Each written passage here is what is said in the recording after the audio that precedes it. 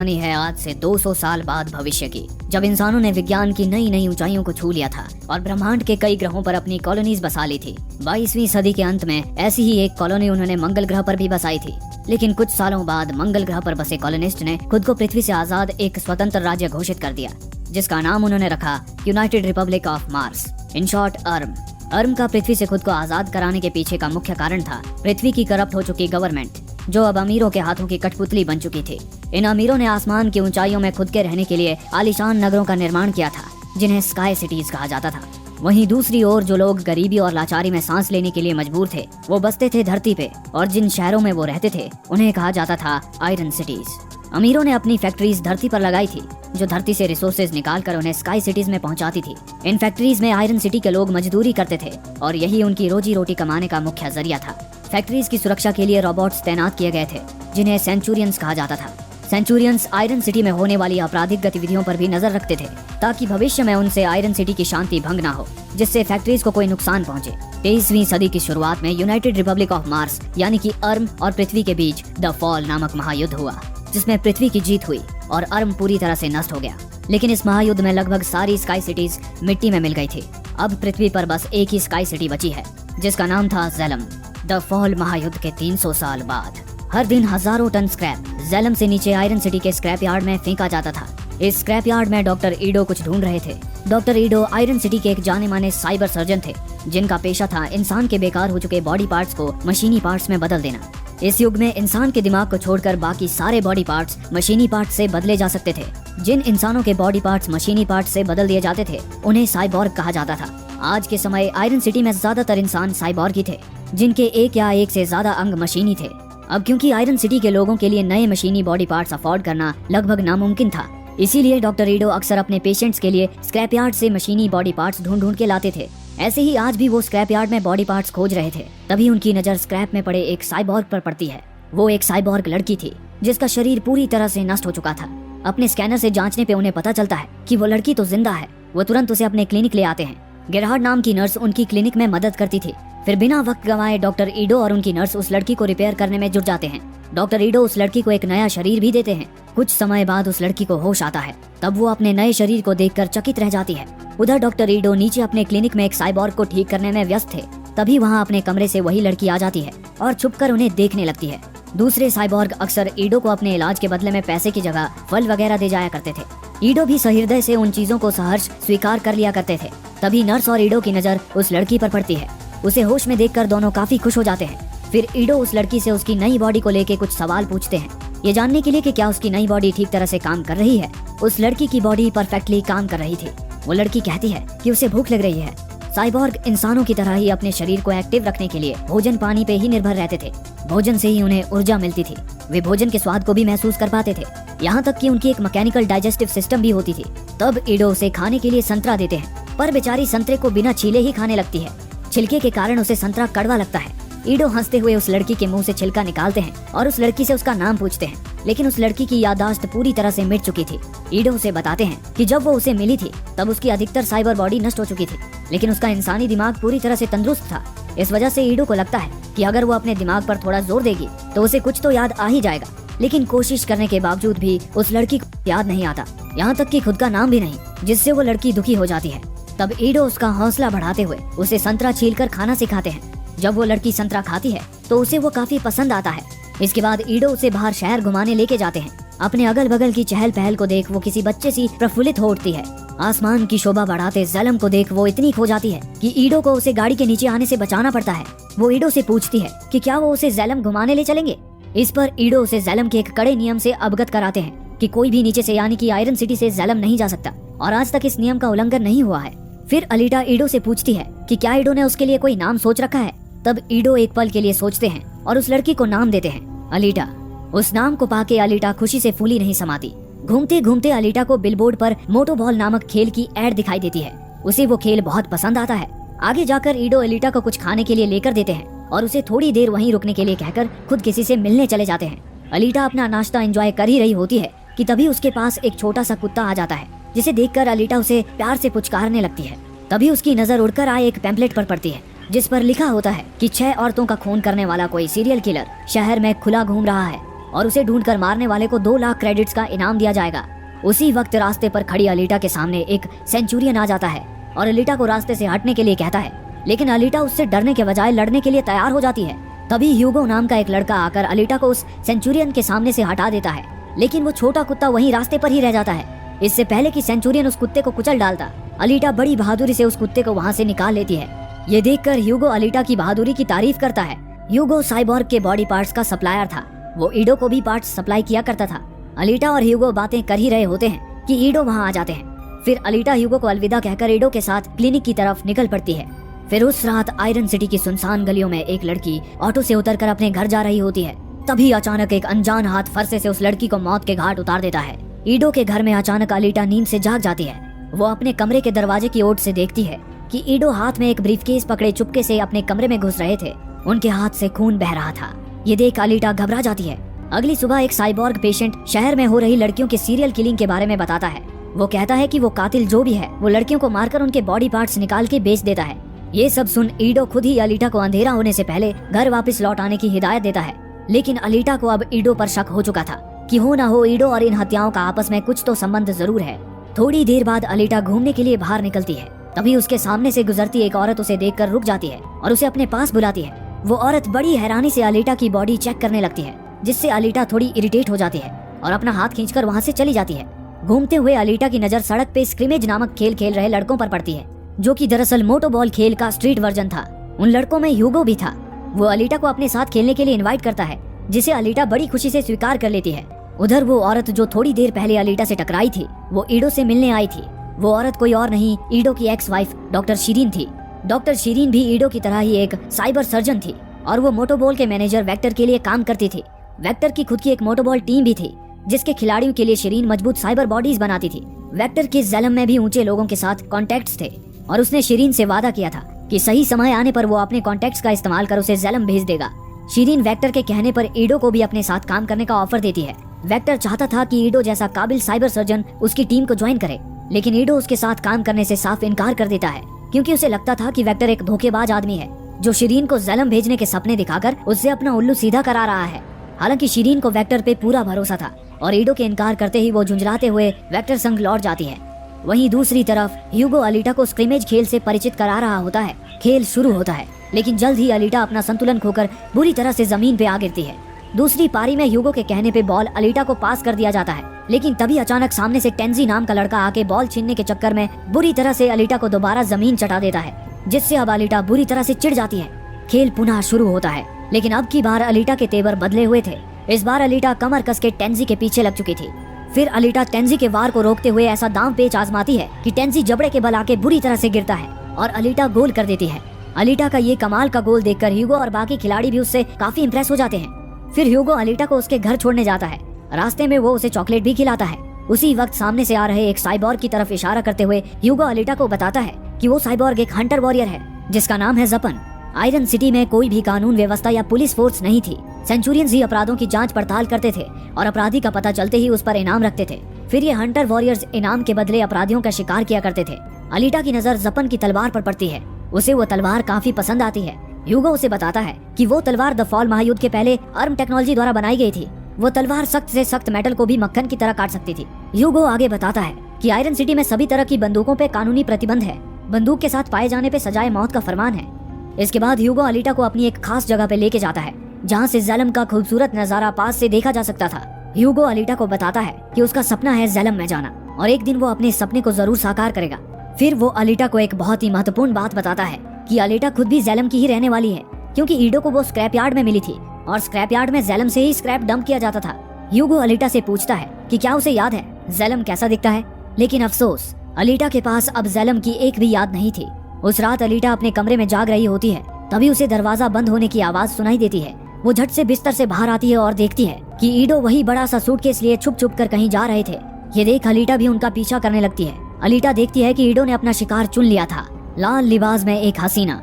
ईडो suitcase खोलकर अपना हथियार तैयार करते हैं। उधर वो हसीना अपनी मौत की तरफ रेंग रही थी और ईडो घात लगा के ताक में खड़े थे। अब बस हसीना की देह में ईडो का कुल्हाड़ा घुसने ही वाला था कि तभी अलीटा ईडो को रोकने उनके सामने कूद पड़ती है। तब तक हसीना वहाँ से गायब हो चुकी थी और उसकी जगह चट्टान नुमा साइबॉर्ग आ चुका था। ईडो जल्दी जल्दी से अलीटा को बताता है कि खूनी वो नहीं, ये साइबॉर्ग है और ईडो खुद एक हंटर वॉरियर है जो इन्हें पकड़ने इनके पीछे आया था।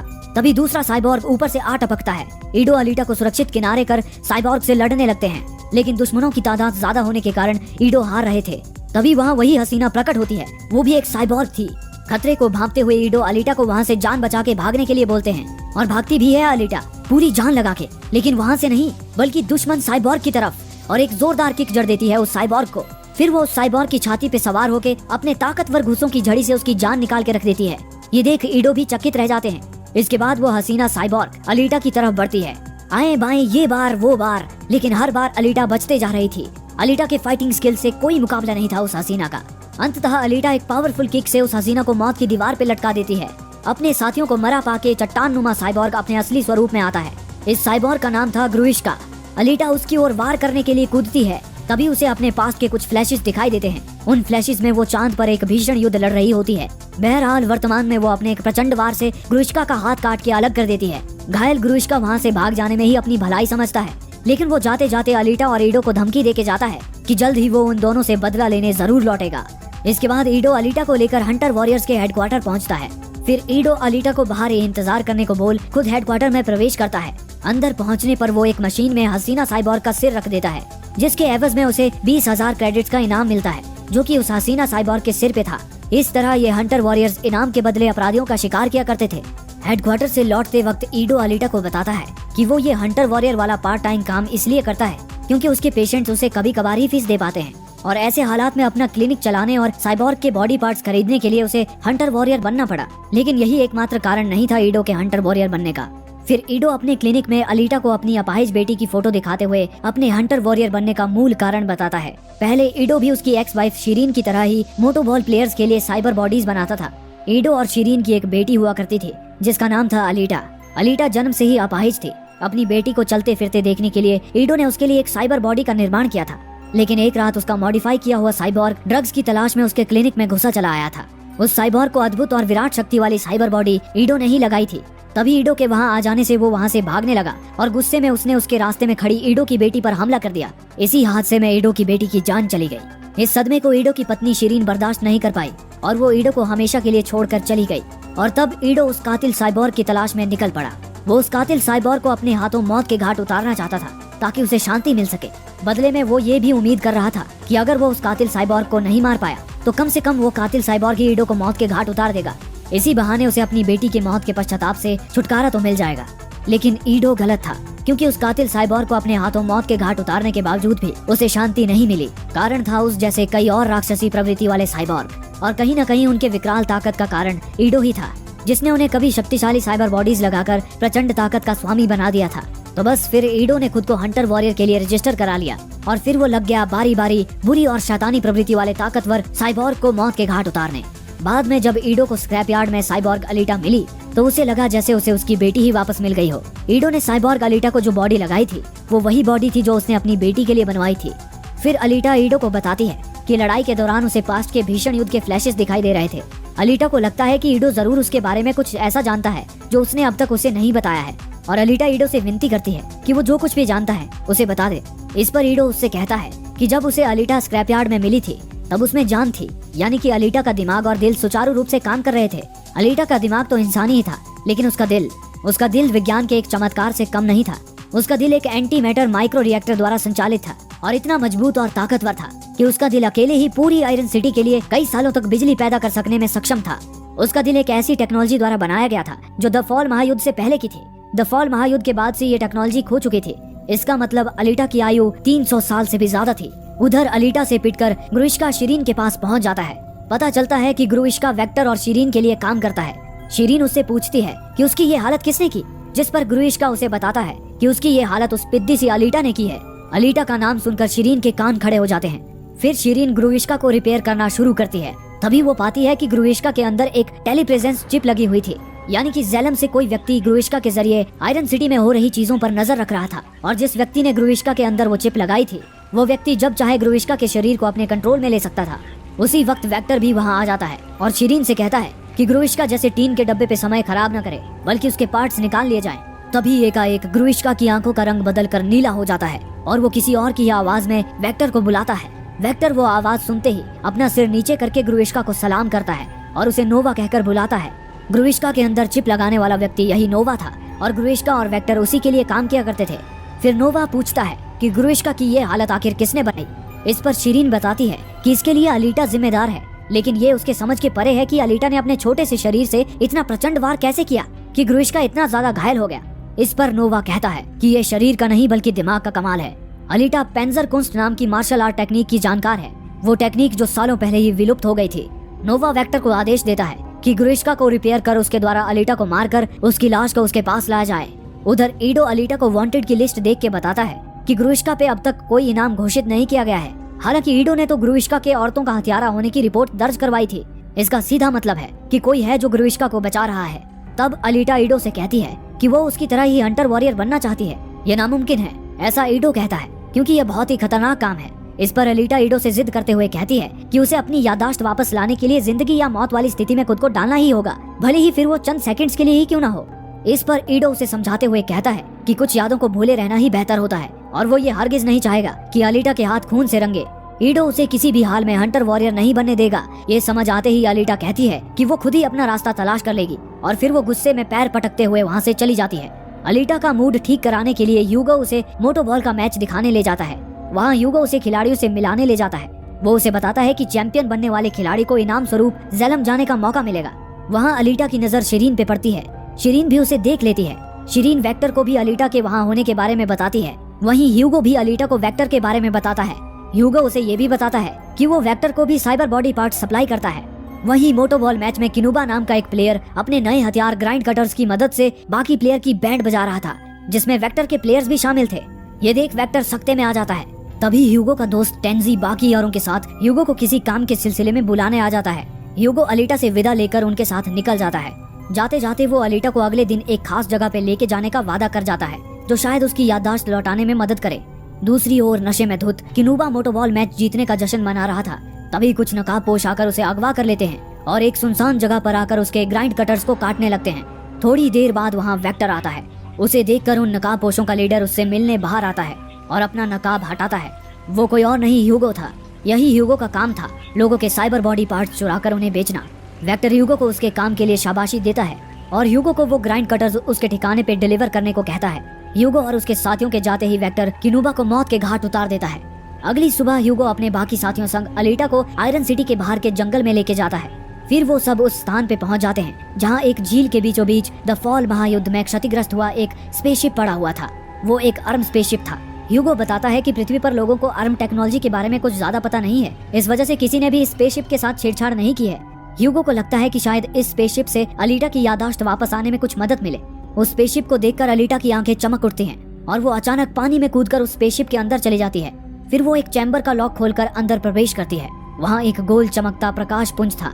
अलीटा के हाथ अपने आप ही कंट्रोल पैनल पे कुछ बटन दबाते हैं, जैसे वो इस स्पेसशिप में पहले भी आ चुकी हो। बटन दबाते ही वो प्रकाश पुंज गायब हो जाता है और एक साइबॉर्ग बॉडी हवा में तैरती हुई नजर आने लगती है। अलीटा अपने संग वो साइबॉर्ग बॉडी लेकर बाहर निकल आती है। अलीटा उस बॉडी को ले जाके ईडो के समक्ष रख देती है।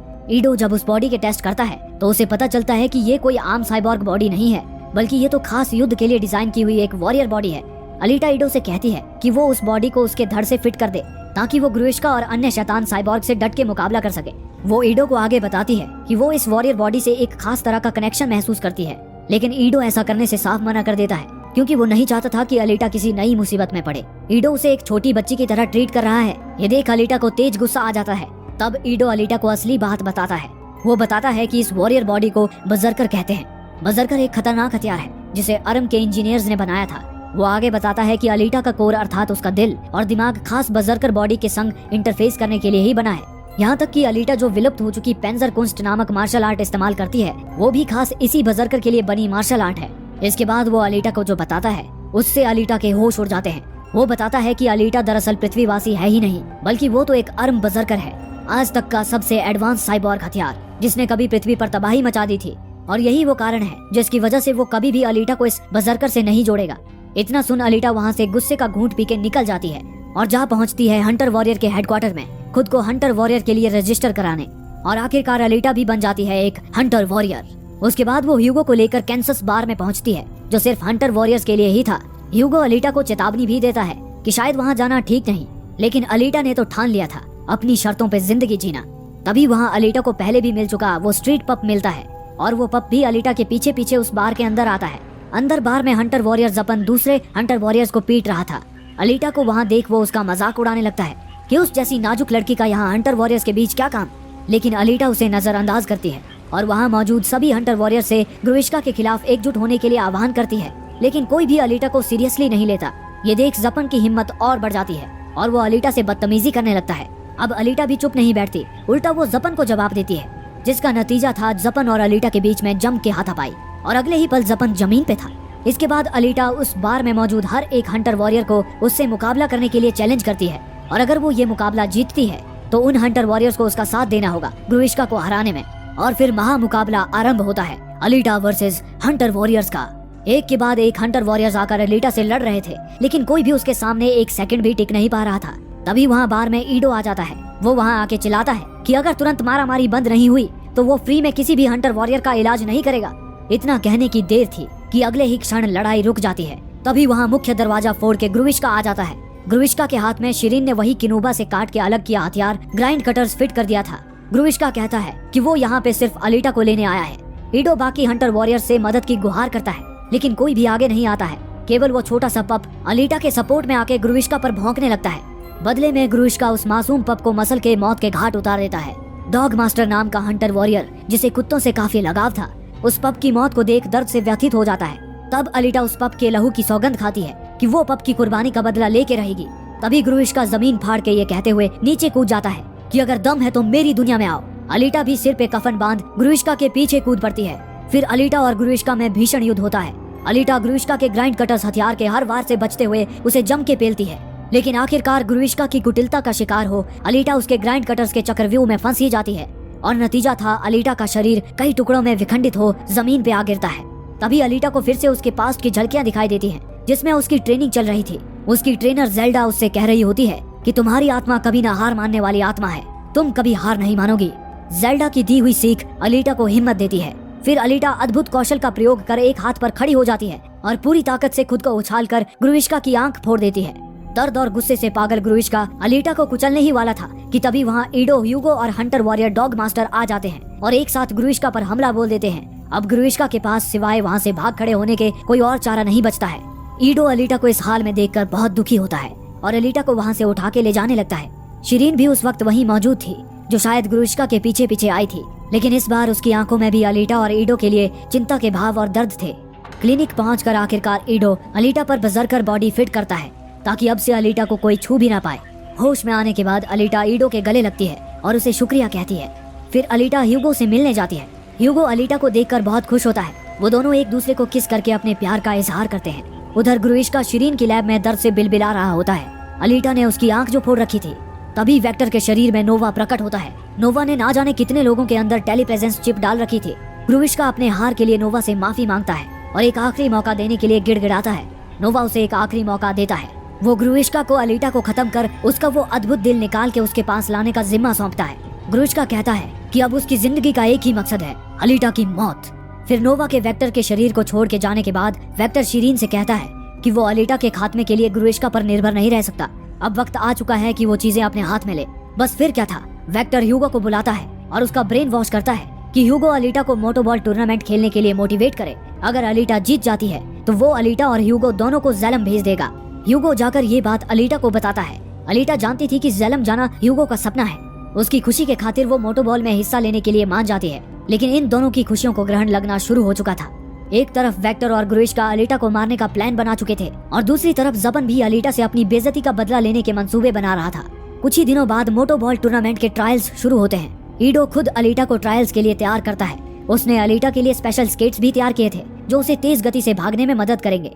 उधर वेक्टर ने अलीटा को इस कंपटीशन से जिंदा बाहर न जाने देने का पूरा इंतजाम कर दिया था। उसने खिलाड़ियों की जगह छठे हुए कातिलों को कंपटीशन के लिए चुना था और उनसे कहा था कि उनमें से जो भी अलीटा को जान से मार देगा उसे वो 5 लाख क्रेडिट्स का इनाम देगा। इस बीच जपन ह्यूगो और अलीटा के खिलाफ अपना बदला लेने की योजना बनाता है। जपन ह्यूगो और उसके दोस्त टेंजी को उस समय पकड़ता है जब वे साइबोर्ग के बॉडी पार्ट्स की चोरी कर रहे थे। जपन टेंजी को मार डालता है और ह्यूगो को उस साइबोर्ग की हत्या के लिए फ्रेम करता है जिससे वे पार्ट्स काट रहे थे। अब ह्यूगो के सिर पर इनाम था और सभी हंटर वॉरियर्स उसकी तलाश करने लगते हैं। उधर ठीक मैच से पहले ईडो खिलाड़ी बने कातिलों को पहचान लेता है, क्योंकि उन सारे कातिलों के सिर पर इनाम था। वो समझ जाता है कि ये अलीटा को मारने की साजिश है। वो अलीटा को इस बारे में वार्न भी करता है, लेकिन अलीटा उसे फिक्र न करने के लिए कहकर रेस के लिए तैयार हो जाती है। रेस शुरू होते ही सारे हथियारे रेस को छोड़कर अलीटा को मारने उसके पीछे पड़ जाते हैं। लेकिन आज उनका मुकाबला किसी अदने से खिलाड़ी से नहीं, बल्कि अर्म की बजरकर अलीटा से था। अलीटा एक एक को दौड़ा दौड़ा कर मारने लगती है। उस समय दूसरी तरफ ह्यूगो जपन से भाग रहा था। ह्यूगो अलीटा को फोन करता है और उसे अपनी स्थिति बताकर पुराने चर्च में मिलने के लिए कहता है। अलीटा रेस में हथियारों को समाप्त करने के बाद जपन का सामना करने के लिए चर्च जाती है। वहाँ जपन अलीटा को ह्यूगो के साइबर पार्ट्स चोरी करने के धंधे के बारे में बताता है। साथ ही वो उसे ये भी बताता है कि ह्यूगो के सिर पर हत्या करने के जुर्म में इनाम रखा है। ये सब पता चलने के बाद अलीटा को काफी दुख पहुंचता है। ह्यूगो अलीटा को समझाता है कि वो सिर्फ साइबोर्ग के पार्ट्स चुराता है, उसने किसी की हत्या नहीं की है, बल्कि जपन ने उसे फंसाया है। तभी जपन आकर ह्यूगो के पेट में अपनी तलवार घुसा देता है। इससे पहले अलीटा कुछ कर पाती, वहाँ ढेर सारे वॉरियर्स और सेंचुरियंस आ जाते हैं। ये देख वो ह्यूगो को लेकर चर्च में घुस जाती है। शिरीन भी उस समय चर्च में थी। वो वहाँ अलीटा को मारने आई थी, लेकिन अब उसे भी अपने किए पर पछतावा होने लगा था और वो अलीटा की मदद करने का ठान लेती है। थोड़ी देर बाद अलीटा चर्च से बाहर निकलती है, जहाँ सेंचुरियंस उसका इंतजार कर रहे थे। अलीटा सेंचुरियंस को जैकेट में लपेटा हुआ ह्यूगो का कटा हुआ सिर दिखाती है और कहती है कि उसने ह्यूगो को मार दिया है। ये देखकर सेंचुरियन शांत हो जाते हैं, लेकिन जपन को अलीटा पर शक हो जाता है और वो जैकेट हटाकर देखता है। तब वो देखता है कि ह्यूगो का सिर अलीटा के हार्ट से जोड़कर ह्यूगो को जिंदा रखा गया है। ये सारी करामात शिरीन के साइबर सर्जरी की थी। वो गुस्से में अलीटा पर हमला करता है, लेकिन सेंचुरियंस को लगता है कि जपन अलीटा का इनाम चुराने की कोशिश कर रहा है और वो जपन पर ये जुर्म लगा देते हैं, जिसका फायदा उठाते हुए अलीटा जपन की तलवार से जपन का चेहरा ही काट के रख देती है।